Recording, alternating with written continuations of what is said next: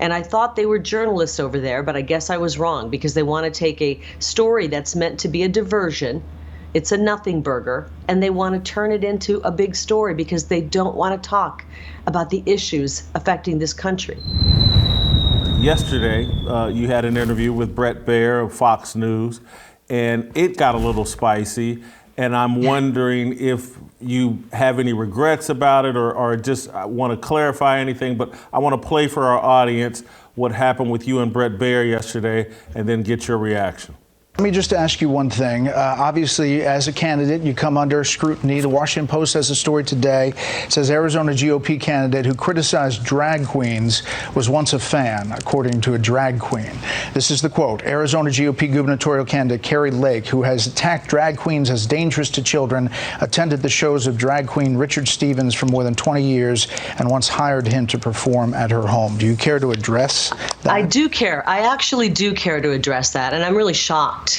I'm actually appalled that Fox News would take a defamatory story like that, and we are pursuing legal action against this drag queen. I'm appalled that you would bring that up when you have not talked about our stolen election. You've failed to talk about that. We just spent 3 questions, Ms. Lake, talking about this. I just asked you a number of questions about it. I played the Arizona House Speaker. This is the first of it. Let's address this story that's in the Washington Post. Every candidate takes tough stories. I'm asking you to respond to it if you'd like to. I'm happy to address it, but I'm really disappointed in Fox. I thought you were a little better than CNN. So, Kari, obviously I appear on Fox News. I'm on Tucker Carlson's show rather frequently. Oh, tell Tucker to have me on. Please. He's afraid to have me on. I'll ask him today. Really? Okay. I'll ask him. So. Well, he's actually in Rio de Janeiro, but I will ask him. But again, I could care less about Fox News. I could care less about the establishment media. It all needs to be torn down. They're all in a little club. I'm not talking about Tucker, but I'm talking about Fox News in general. I was very disappointed election night. And so I could care, but I just wonder, bringing that, because I feel we have a shared energy of like, let's take them on and call them all out. I get it. That's what I like about you. That's what made me go, oh my God, I love Kari Lake. We got to support her. But I'm wondering if that energy maybe got the best of you a bit yesterday with Bret Baier, because I don't find his question unfair. I get why, like, there's far bigger things. When you have an election stolen, when you have all this illegal immigration, there's far bigger things. But in today's modern world, he probably felt like he had to ask this question because it's in the news. And your tweet actually kind of sparked this line of questioning. I think it was a June 17th tweet or whatever, where you kind of took on the drag queen issue. It perhaps opened up the question. And so I'm just wondering if in retrospect. An interesting little thing about that tweet that you have up, I think it's on the screen right now. Is that what I'm seeing over there? I think so, yes. It's interesting that one of my staffers wrote that, and he happens to be a gay conservative. And that's what triggered the female impersonator, the drag queen. I'm telling you that hardworking, common sense gay men and women are even appalled by drag queens in schools. The issue is we don't want to put drag queens in schools. And it's happening. And it's happening in our libraries. And taxpayer money is going to fund some of these. That's what the tweet was about. It triggered a man that I covered for 20 years. And he was a talented guy, funny guy, former friend. But he has since become radicalized, and he's actually working for my opponent. And so to take his story, which there were many defamatory statements in his story, he's never been to my home. I've never had him over to my home. That's defamatory. And he even told the Washington Post, which is a pretty big rag, it's a pretty liberal rag, he even told them he put this story out to injure our campaign. It's not going to injure our campaign. What people do as adults, if you want to go see a drag show, if you want to go see whatever, you want to go to a bar, that's fine. This whole issue is about we don't want this in our kids' schools. We want to make sure that our kids are learning a curriculum that actually helps them. And so I'm not going to sit here and rip on this person. That's fine. And I was okay with Bret asking it, but I found it really shocking that he hasn't for a year and a half wanted to talk about our stolen election. He thinks because he asked me a couple questions about it that it's over. He needs to start covering our stolen election. It is the biggest story facing this country right now. It is the reason we have inflation. We can't afford anything. We can't afford our food. We can't afford our gas. It's the reason we have a wide open border. And I thought they were journalists over there, but I guess I was wrong, because they want to take a story that's meant to be a diversion. It's a nothing burger, and they want to turn it into a big story because they don't want to talk about the issues affecting this country. The fact that we have an illegitimate president in the White House who is trying to destroy this country. I'm not going to let that man in the White House take down Arizona, and that's why I'm running.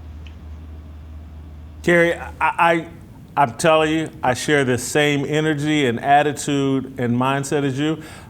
I interviewed Donald Trump at the White House during his presidency, and one of the things I tried to convey to him was that, because I feel like I have the same energy. I'm for lack of a better word, I'm an asshole. And I think I've been forced Wait a minute. to be one. Are you saying I have that energy? I think I'm pretty nice. Well, I think any of us that care about this country at this point have to tap into that asshole energy if we're going to fix it. But Yep. There's certain times when we have to, because the tool I use, because again, the reason I compare my energy to Trump is like, I got a lot of sin in my background, and people have seen me pivot. I grew up in the church as a child. I lived a very secular life for a long time, made a lot of money, was popular in the sports media world, and I partied at Hugh Hefner's house. Loved Wow. Las Vegas, basically officed in Kansas City at a strip club. I take it all off the table for my critics, because I have leaned far more into my faith over the last 7 years and started wearing my faith publicly. But people will send me, they'll troll me with pictures of me at clubs with women and all. Is that you? And I'm like, yeah, that was me. And that's why I can tell you that me is gone, and I'm moving away from it, because if we don't move away from that, this country is going to continue to go to hell in a handbasket. And right now, I'm about, we have to get back to some sane moral values that allow our kids to develop the way I was allowed to develop. We're taking all that away. We didn't have drag queens in schools when I was a kid. Parents would have thought that was outrageous. What are you bringing perverts into our schools for, to groom our kids? We would have thought that was crazy. But we've gone so far. It is crazy. It is crazy. Yeah. It is crazy. And let me tell you, 10, 15 years ago, drag performers were female impersonators singing Madonna songs or Cher songs. Now I'm seeing video coming out of, I think it was out of Dallas, where they're like twerking in children's faces for dollars. It's appalling. It really is. And I'm not a prude. I have lived a fun life. 30 years in the media.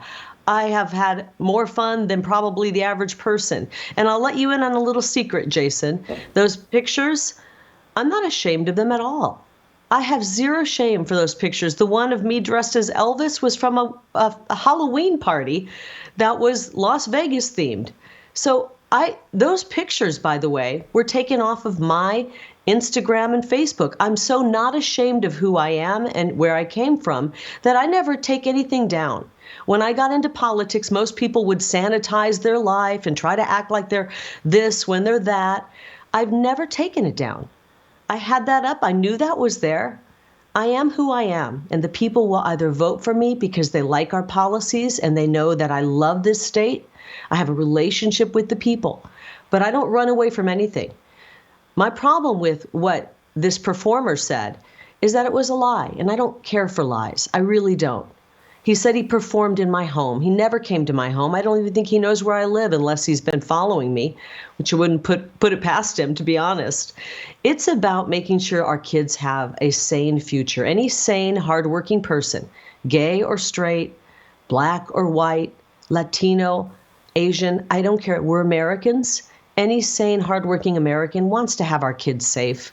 That's not a proper education. We shouldn't have drag shows in school. We shouldn't have drag shows in the library. And we sure as hell shouldn't have a penny of taxpayer money funding one of those.